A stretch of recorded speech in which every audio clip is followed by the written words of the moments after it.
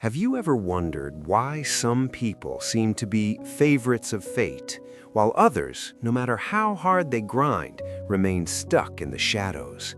You might call it luck, but the truth is far more clinical. Luck is simply the name that the unprepared give to the massive reservoir built by those who succeeded. Let me tell you about Leo. In a gritty corner of Brooklyn, there stood an aging theater fighting to stay relevant in a digital world. And high above, perched on a dusty scaffold, was Leo. 30 years old, hands stained with grease, face smudged with carbon dust. The crew called him Sparky. To them, he was just the invisible electrician, a disposable part of the machine. Every day, Leo endured the stifling heat under the iron roof, manually adjusting heavy lights, while a frustrated director barked orders from below. "Faster, Sparky, the audience isn't paying for your craftsmanship, they're paying for the show." They saw a man doing a dead-end job, but they never noticed the cracked smartphone in his pocket. On that screen, complex Python scripts were silently running, algorithms designed to automate the very lights he was adjusting by hand. Leo lived two lives.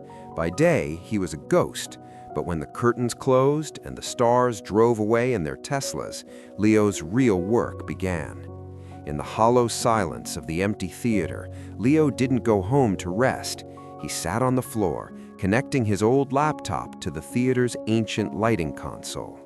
He wasn't scrolling or wasting time, he was teaching light how to feel. He called his project Lumos, an AI engine he had been building line by line for 3 years.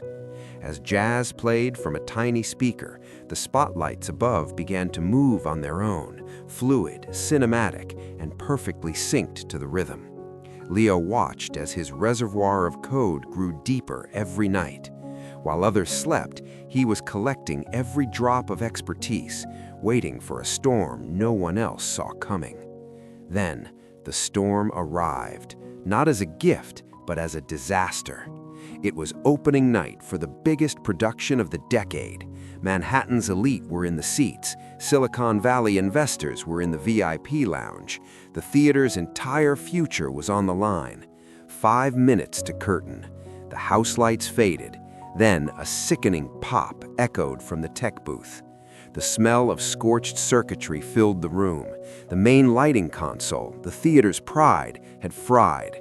The screen went dead. Silence fell, heavy and terrifying. Inside the booth, the chief engineer went pale. He started slamming the dead console, shouting at anyone who would listen. "It's the budget. I warned them. This isn't on me." He was holding up his umbrella, the umbrella of excuses. He was trying to stay dry while the theater drowned. The director slumped in his seat, ready to surrender. "Cancel the show," he whispered. "We're done." Leo stood in the wings, shrouded in darkness. He saw the lead actress, Elena, standing frozen on stage.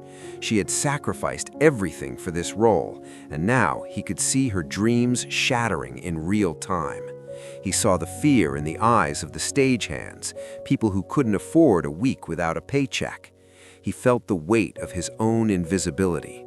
Who was he? Just a Sparky? If he tried to help and failed, he'd be the one blamed for the wreckage. His heart hammered against his ribs. The darkness felt like it was swallowing him whole. The PA system crackled. "Ladies and gentlemen, we regret to inform you." The voice snapped something inside Leo. He realized he hadn't spent 3 years coding for a maybe.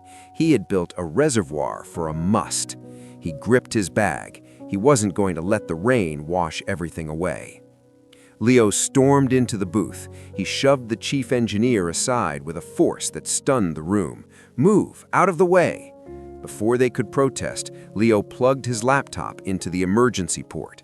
His fingers flew across the keys. He wasn't thinking, he was executing. 3 years of night shifts, 3 years of debugging, 3 years of silent preparation were now flowing through his fingertips. "What is this?" the director shouted, lunging for the laptop. "It's the show," Leo roared back. "Now sit down and watch." He hit enter. The stage didn't just light up, it ignited. Lumos AI kicked in.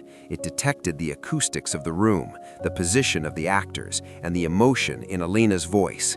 The lights pulsed with a cinematic depth no manual operator could ever achieve. The audience gasped. The critics leaned forward. The darkness was gone, replaced by a masterpiece of light and logic. When the curtain fell, the standing ovation lasted for 10 minutes. In the quiet aftermath, a man in a bespoke suit walked backstage, Marcus Chen, the titan of Silicon Valley. He didn't ask for the director. He looked at the grease-stained man with the old laptop. "You built a reservoir that just saved this theater. How long have you been ready for this?" Leo looked at his scarred hands. 3 years, every single night. 2 weeks later, the grease was gone. Leo stood outside the theater in a crisp shirt, a seed investment check for $5 million in his pocket. He wasn't there to work, he was there to say goodbye. He handed his old keys to the chief engineer, who was still fumbling with the same old wires. Leo stepped into a waiting car, his eyes fixed on the horizon of San Francisco. Opportunity is like rain. You can't control when it falls. Most people spend their lives hiding under umbrellas, complaining about the damp and the cold. But the ones who win, they're the ones who spent their dry seasons building a reservoir. Ask yourself, when the storm finally hits your life, will you be looking for an umbrella, or will you be opening the gates to your reservoir? Start building today.